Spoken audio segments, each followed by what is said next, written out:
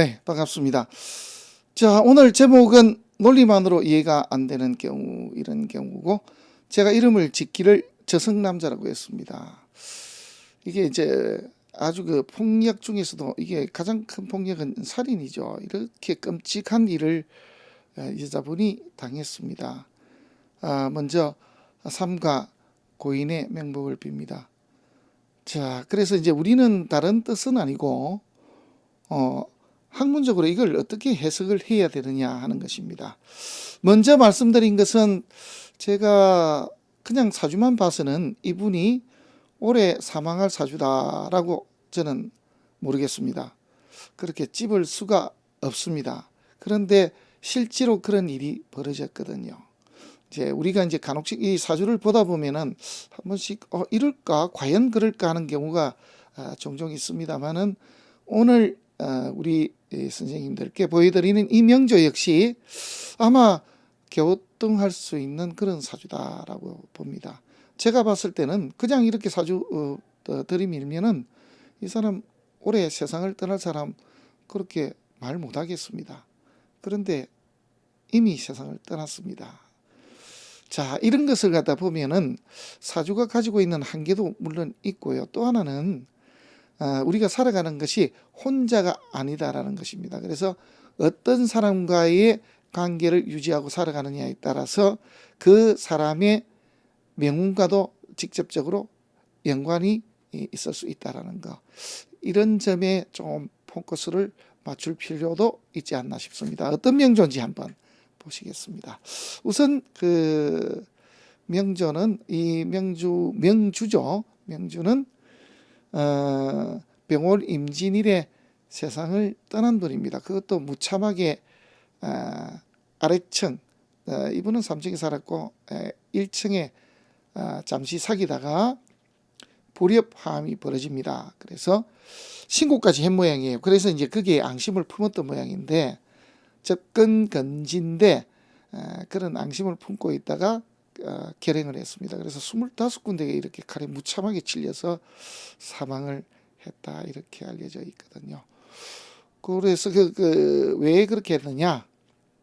두 번의 이혼 후에 같은 곳에 사는 곳에 청수가 다르지만은 만났는데 보니까 아닌 것 같아서 만나서는 안 되겠다. 그 이유를 이제 보면은 굉장히 의심이 많고 조금 누구하고 이야기하는 그런 걸 못 본답니다. 그래서 이제 경찰에 신고까지 해서 접근 금지까지 했는데 뭐 차에 오물도 붙고 차에 바람을 빼버리고 해서 아주 그냥 애를 많이 먹였던 모양입니다. 그러니까 이제 우리가 보면 아주 그냥 치를 떨었겠죠. 그런 모습에서 더 이분은 화가 났던 모양입니다. 그래서 이 피의자는 기다리고 있다가 이렇게 흉기로 무참하게 살해를 했습니다. 자, 먼저요 내용을 한번 보시겠습니다. 이분은 이제 기본적으로 이혼을 2번 했고요. 이제 아들은 하나 있는데 군복무 중이었다고 합니다. 신중년에 이혼했습니다. 이거는 알 수가 있습니다. 그죠? 가장 안 좋을 때가, 이 사주가 가장 안 좋을 때가 축토가 들어올 때니까 초년도 이제 물론 안 좋았다라고 봐야 됩니다. 직업은 어린이집 선생님이었고요. 신중년에 이혼을 했고, 이 갑작스럽게 이렇게 몇 개월 사이에 모든 일이 다 벌어집니다. 그래서 신중년에 첫 번째 이혼을 하고 두 번째 결혼을 하고는 다시 또 이혼을 합니다. 그리고는 이민년 2월에 사표를 내고 이제 그런 문제가 있으니까 있기 어렵겠죠. 그래서 길을 바꾸려고 합니다. 그래서 쇼핑몰 계획을 하고 있었다라고 합니다. 그러다가 이제 개미월이니까 올 봄이죠, 그죠? 그래서 봄에 그 밑에 아래층에 사는 남자분하고 사귀입니다. 이렇게 홀로 사는 남자를 사귀었는데 보니까 지낼 수가 없다. 그래서 하도 애를 먹이니까 경찰에 신고까지 했던 모양입니다. 앞에 그 말씀을 드렸고요. 그랬는데 마침 병월에 이민년 병월 임진일에 제가 추정컨대는 을사시쯤이 아니겠는가. 왜냐하면 조금 늦게 나올 수도 있거든요. 지금 직장을 그만두고 쇼핑몰 준비를 하고 있으니까 모르겠습니다만 시간은 정확하게 모르겠습니다. 그래서 이민년에 붙이면은 이민년 병호월 임진일 시는 모르겠습니다. 그냥 추정시로는 그냥 이런 정도로 보겠습니다. 이때에 그냥 이렇게 비참하게 그냥 생을 마감하고만 분입니다. 자, 먼저 명조부터 보겠습니다. 자, 월을목이니까 이제 편인격입니다. 자, 지지로 봤을 때는 배우자궁, 무간에다가 배우자궁이 재를 깔고 있으니까 남편 덕이 없는 그런 팔자죠. 여기 이제 일단은 문제가 여기 하나 있습니다. 자묘형입니다. 그죠? 여기는 보면은 물의 지형이라고 나와 있습니다. 자, 이 물의 지형이라고 하면은 얘가 없다라는 거죠. 그죠? 그래서 의 형입니다. 그래서 이런 경우는 항시 말과 행동, 언행을 조심해야 됩니다. 두 번째입니다. 천간에 이제 인격이다 보니까 제가 병이 됩니다. 이게 병인데요.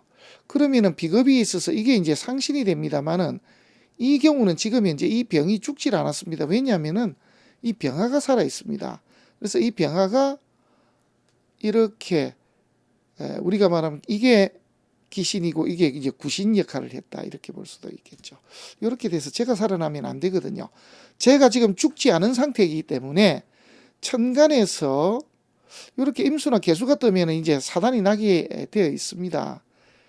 왜냐하면은 만약에 을목이 없는 상태였다라고 하면은 완벽한 무토병이 됩니다만은 을목이 지금 하나 있거든요. 그러면 이걸 제거를 시킵니다. 제거를 시키는데 이 병화가 있습니다. 그래서 자식이 있다든지 또 내지는 이 상관이 병이 되면은 상징성 외에 우리가 성정에 들어가게 되면은 이 자매형에다가 상관이 이렇게 살아서 구신 역할을 하게 되면은 정말 말과 행동을 조심해야 되는데요.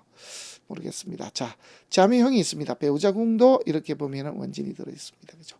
이런 부분. 그래서 무간팔자에 재와 상관이 완벽한 병이 되는 그런 경우라고 하면은 또 천간에 경금이 뜰 수도 없습니다. 을목이 있어서. 그래서 남자 연이 없는 그런 사주입니다.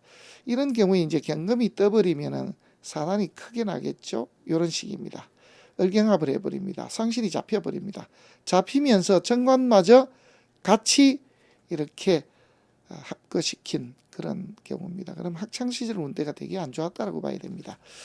자, 그 다음입니다. 겨울나무기 때문에 방은 사오미가 좋고요. 또 신유술도 좋습니다. 또 인격이니까 이렇게 비겁으로 흘러도 폐는 아닙니다. 조금 늦게 이분이 뭔가 공부도 하고 자리를 잡지 않았겠는가. 이 신금 뜰 때가 일단은 제일 좋습니다. 그 이유는 병화를 잡아버리면 을목이 무토를 이제 확실하게 치게 됩니다. 그럼 무토가 이렇게 전의를 상실하니까 이 시기에 이제 임계수가 떴을 때는 조금 달라질 수가 있습니다. 그런데 이렇게 임진으로 들어와 버리면 어떤 일이 벌어지느냐 하면은 인을 쓰는데 재가 들어왔고, 그죠?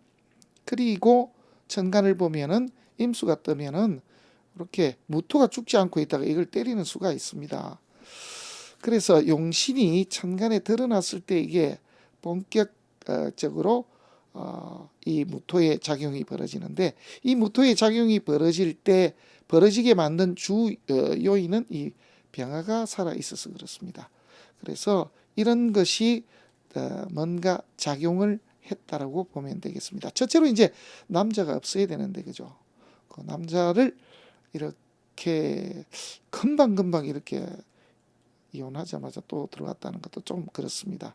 원래 무제 남자가 여자를 많이 이렇게 가까이 하려고 하듯이 무간인 여자가 역시 좀 그런 면이 있거든요. 특히 이렇게 이제 상관이 병이 되면은 그럴 수도 있습니다. 자, 어쨌거나 이러한 상태에서 병월이 들어옵니다. 이게 병이 또 떴거든요. 그래서 이 일진으로 보면은 무조건 폐가 아닙니다. 왜냐하면 임수가 다시 떠서 병화라도 잡을 수가 있는데, 이때 만약에 갑목이나 갑진이나 을사시가 되게 되면은 이게 이제 살아납니다. 그래서 이시 갑진시나 을사시 이게 이제 진시 같으면 7시 반에서 9시 반 사이니까 그죠? 9시 반에서 11시 반 사이가 사시니까 그래서 갑진시나 을사시는 이날 일진시에서 봤을 때는 분명히 좋을 게 하나도 없습니다. 이 사실은 병화를 살려가지고 될 일이 아니거든요. 만약에 이렇게 들어오면 또 내용이 달라집니다. 개수가 들어오면 어떻게 될까요? 원래는 이게 합이 안 됩니다만 이런 경우는 합이 돼 버립니다. 용신이 합거됩니다. 이것도 역시 이제 실제로는 패가 큰데 여기보다는 여기가 더 패가 큽니다. 그런데 지지를 보게 되면은 진토가 문제입니다. 뭐가 문제냐면은 이 진토는 용신이 묘지로 들 때입니다. 그죠?